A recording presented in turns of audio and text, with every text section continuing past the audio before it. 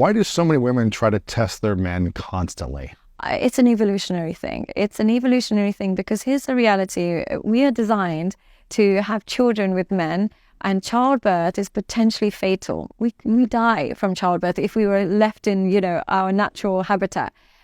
So to put that risk onto a relationship, he better be able to endure all types of storms. Oh, yeah. So we have to test them.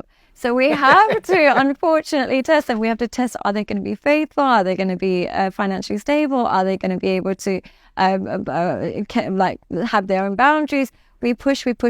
Now, the problem is, unfortunately for men, is when we push you and you succumb to us, you automatically lose us. What we're saying when we're pushing you is really make sure you don't give in to this, because if you do, then I know you're not strong enough. Oh my God, give me an example. What's so a common example? It might be something like I push a man to say, I'm going to come home when I want. I'm going to come home and do what I want with the girls, wherever. I'm going to come on girls' trips. I'm going to do whatever I want. Push you. And then when you actually give in and say, okay, essentially she feels like she's not being protected. So she feels like nobody's governing her. You don't have a spine. You're not responding. You're not responsible. Or she might say, I'm talking to my ex-boyfriend, and you say, I don't feel comfortable with that. She'll be like, no, you have to. I have to. Fine, he accepts it. Essentially, she's saying that you don't mind cuckoldry. You don't mind if I have an affair. Bye. So essentially, what we're begging for sometimes is the boundary, not the kind of. We're not looking for you to bow down. Wow. So hard for men to figure that out. Right. I feel so bad for men. Funny. It's like reverse psychology all the time, unfortunately. Outside of people who are divorced and are responsible for communicating with their exes to co-parent. To co-parent, yeah.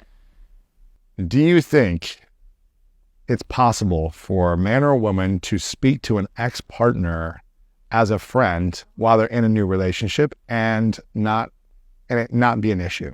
I think it's definitely possible, but it's not necessarily respectful. Here's the thing, it's definitely possible. Two people can move past it and they're not into each other and whatever it is, but it's not respectful to your new connection. So you have to choose whether just because I have the ability to have a very platonic relationship with an ex doesn't mean I should have the willingness to do it if it disrespects my current relationship or my current partner.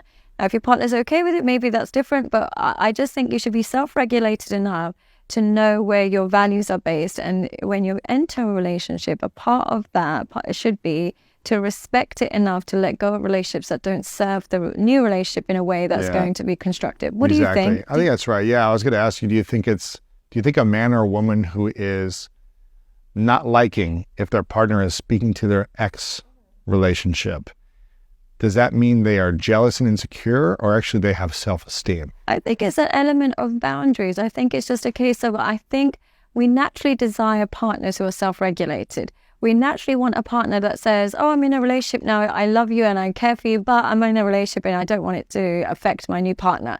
So we naturally want somebody who has that. Now, if we are asking for them to have that, and it doesn't necessarily mean insecure, it just means that you prioritize the relationship over other relationships that should really be a priority. And a formal relationship outside of children, with children, is really important, and it's really important to have a healthy relationship. But outside of children, it doesn't have to trigger jealousy, but it would be nice if your partner respected things without you having to voice them. Sure. Yeah.